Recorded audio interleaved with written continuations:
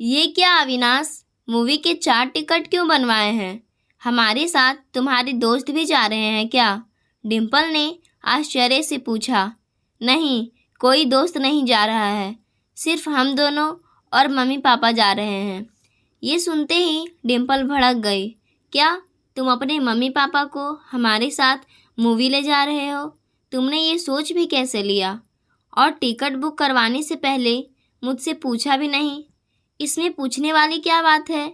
मैं हमेशा mummy papa के साथ मूवी देखता हूँ और ये पारिवारिक मूवी है, तो सोचा साथ में चलेंगे और डिनर भी बाहर ही करके आएंगे।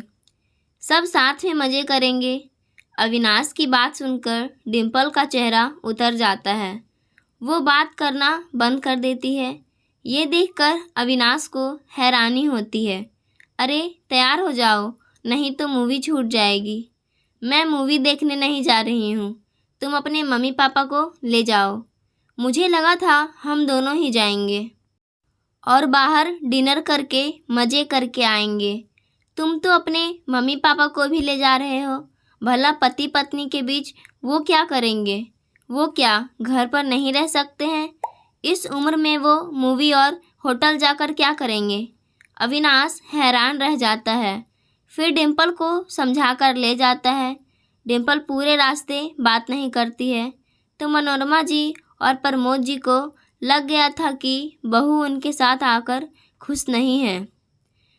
अविनाश और डिम्पल की शादी को अभी 1 ही महीना हुआ था। अविनाश अपने मम्मी पापा की इकलौती संतान है, जिसे बड़े लाड प्यार से पाला गया था। मनोरमा जी और प्रमोद जी जितना प्यार अविनाश से करते थे, अविनाश भी उतना ही प्यार अपने माता पिता से करता था। जब अविनाश ने डिम्पल के बारे में बताया तो वो शादी को लेकर तैयार हो गए। डिम्पल अविनाश के ही कॉलेज में पढ़ती थी और अविनाश उसे बहुत पसंद करता था। नौकरी लगते ही अविनाश ने डिम्पल से शादी की बात कही। हालांकि मनोरमा जी अपनी एक सहेली की बेटी को अपना बहू बनाना चाहती थी, पर अविनाश की पसंद को उन्होंने सर्वोपरि रखा था। अविनाश को पालने के लिए हर माता पिता की तरह उन्होंने भी बहुत संघर्ष किया था, इसलिए वो अपने मम्मी पापा का विशेष ध्यान रखता था। इसके विपरीत डिम्पल अपनी ही दुनिया में रहती थी। वो अपने सास ससुर की जरा भी परवाह नहीं करती थी।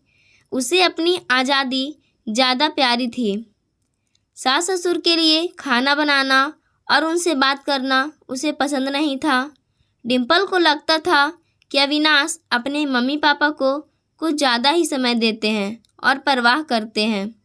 डिम्पल की शादी के कुछ समय बाद मनोरमा जी का जन्मदिन आया, तो अविनाश बहुत खुश था। उसने मम्मी के लिए सरप्राइज़ पार्टी की योजना बनाई, तो डिम्पल चिढ़कर बोली, इसमें पार्टी देने वाली क्या बात है? वो अब बूढ़ी हो रही है, इस उम्र में उनका क्या जन्मदिन मनाना, फालतू में ही खर्चा हो जाएगा। एक केक और गिफ्ट ला देते हैं। डिम्पल, एक छोटी सी पार्टी में कितना खर्चा हो जाएगा? इस पार्टी से मम्मी कितनी खुश हो जाएगी, तुम्हें पता है? मम्मी पापा कभी अपना जन्मदिन नहीं मनाते थे। वो दोनों पैसा बचाकर मेरा जन्मदिन अच्छे से मनाते थे, और तुम कहती हो कि खर्चा हो जाएगा। मैं अब कमाता हूँ, तो क्या अपनी मम्मी को इतनी सी भी खुशी नहीं दे सकता हूँ क्या? मम्मी पापा बच्चों की हर इच्छा पूरी करते हैं, अपना पेट काटकर अपनी इच्छाएं दबाते हैं, तो क्या हमारा फ़र्ज़ नहीं बनता कि जब वो हमारी जिम्मेदारी से मुक्त हो जाएं और हम अच्छा कमाने लग जाएं, तो हम उनका हर अधूरा सपना पूरा कर सके, उनके मन की हर दबी इच्छा को पूरी करें। डिम्पल चुप हो जाती है। अविनाश पार्टी देता है तो मनोरमा जी का चेहरा खिल जाता है। कुछ दिनों बाद मनोरमा जी कहती है कि अविनाश, कमरे का एसी खराब हो गया है, तो उसे ठीक करवा देना, बहुत गर्मी लगती है। अविनाश ने हामी भरी और ऑफिस चला गया। पीछे से डिम्पल ने कहा, मम्मी जी, अभी तो ऐसी खास गर्मी भी नहीं है, और आपको तो पता भी नहीं होगा कि एसी का कितना बिल आता है। आप और पापा जी तो बाहर आकर बालकोनी में भी सो सकते हैं। अब अविनाश कितना कमाए और कहाँ कहाँ पर खर्च करे। बहू की बात सुनकर मनोरमा जी हैरान रह जाती है। सच है, हाथ में पैसा आते ही बहू को अपने सास ससुर का किया हुआ हर खर्चा खटकने लगता है। वो हर बात पर ताने दे देती थी। मनोरमा जी का स्वभाव शांत था। डिम्पल के कुछ कहने पर भी वो गुस्से में उसे कुछ नहीं कहती थी। हालांकि उन्हें मन ही मन बहुत दुख होता था, पर अविनाश से भी वो इसकी शिकायत नहीं करती थी। 2-3 दिन हो गए मनोरमा जी और प्रमोद जी बाहर हॉल में आकर ही बैठ जाते थे। एक दिन अविनाश उनके कमरे में चला गया तो देखा एसी ठीक ही नहीं हुआ है। यह देखकर अविनाश ने सीधे डिम्पल से पूछा, एसी ठीक करने को मैंने आदमी भेजा था, तो तुमने एसी ठीक नहीं करवाया? इतनी गर्मी में मम्मी पापा कैसे सो रहे होंगे? हम तो एसी में सो रहे थे और वो वहाँ गर्मी में परेशान हो रहे थे। डिम्पल, यही अगर अपने कमरे का ख़राब होता तो तुम 2 घंटे में ही ठीक करवा लेती।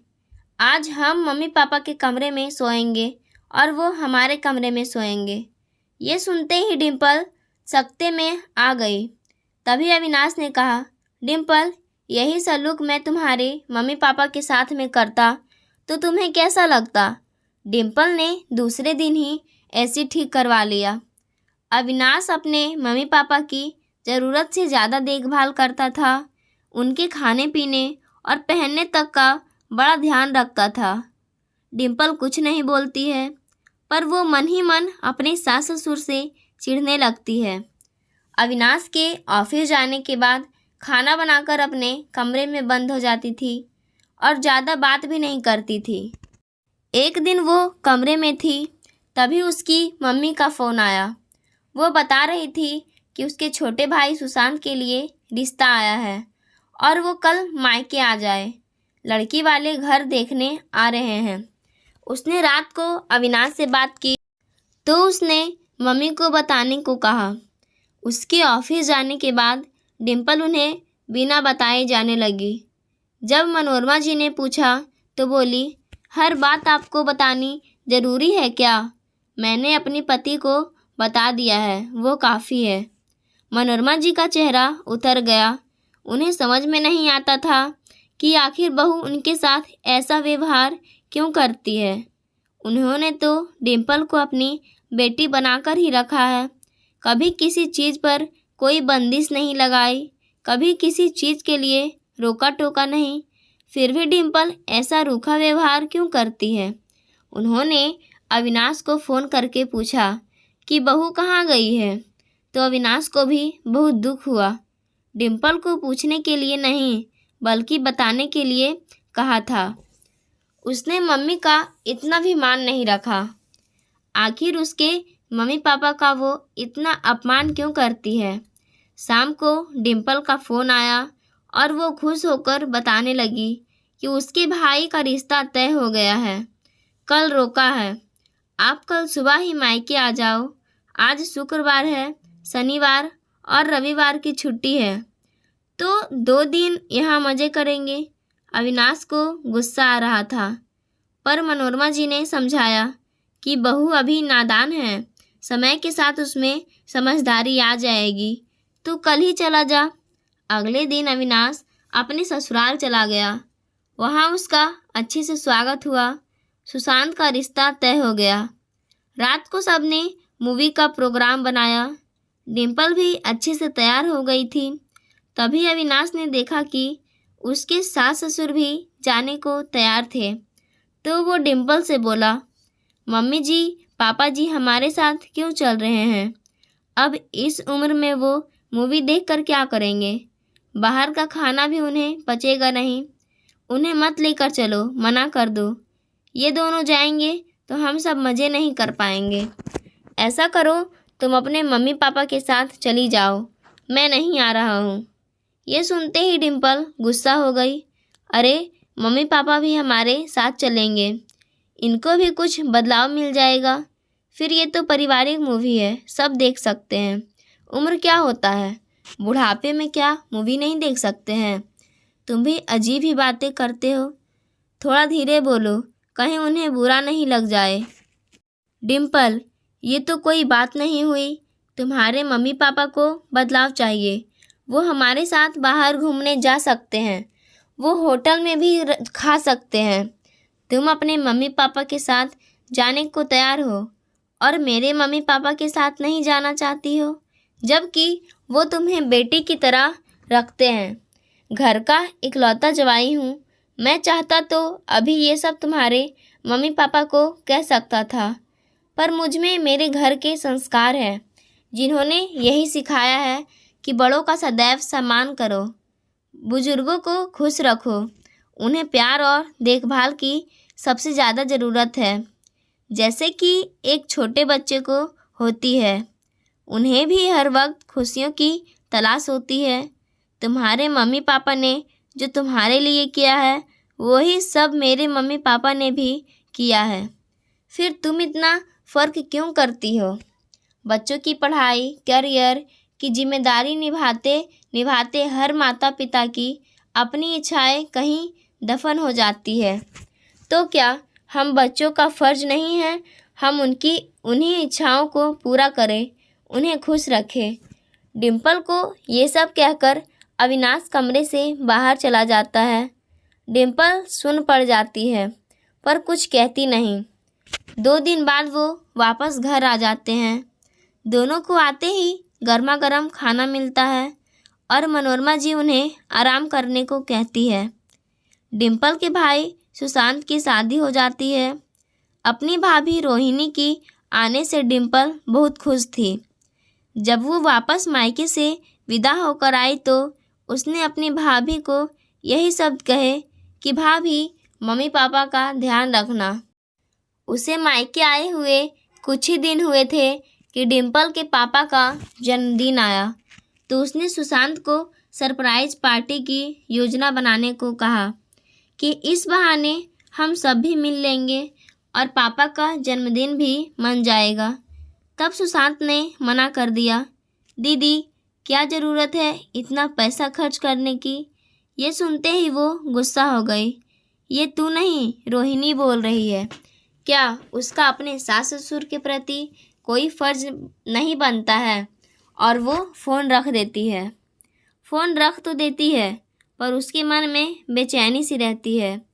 आज वो बड़ी परेशान थी। उसकी आत्मा उसको धिक्कार रही थी कि वो सुशांत को वो सब करने को बोल रही थी जो वो अविनाश को करने से मना कर रही थी। जो फ़र्ज सुशांत का उसके मम्मी पापा के प्रति है, वही फ़र्ज अविनाश का उसके सास ससुर के प्रति भी तो है। डिम्पल को अपनी गलती और व्यवहार का एहसास होता है। वो मन ही मन पछताती है। आखिर वो अपने सास ससुर से इतनी चिढ़ती क्यों है? और लड़कियों की तरह वो भी चाहती थी कि उसका पति सिर्फ उसका ही रहे, पर वो ये भूल गई थी कि उसका पति किसी का बेटा भी तो है। आज उसने जल्दी खाना बना लिया और अपने सास ससुर को बड़े प्रेम से खिलाया और वो बेचैनी से अविनाश का आने का इंतज़ार करने लगी। अविनाश घर आया तो आज घर का माहौल अलग ही था। मनोरमा जी और प्रमोद जी के चेहरे पर खुशी थी। डिम्पल मनोरमा जी के घुटने पर तेल मालिश कर रही थी। पहली बार उसने देखा कि डिम्पल मम्मी के पास बैठी हुई है। अविनाश को देखते ही डिम्पल मुस्कुरा दी, हाथों से बैग ले लिया। खाना खिलाने के बाद वो अविनाश के साथ ही सास ससुर के पास बैठकर बातें करने लगी। पहले वो इसी बात से चिढ़ती थी कि अविनाश ऑफिस से आकर मम्मी पापा के साथ बैठ जाते हैं। डिम्पल तभी बोलती है कि आप सब मुझे माफ़ कर दीजिए, मैंने आप सबका बहुत दिल दुखाया है। मैंने मम्मी जी पापा जी की हमेशा उपेक्षा की। आखिर ये आपके मम्मी पापा हैं।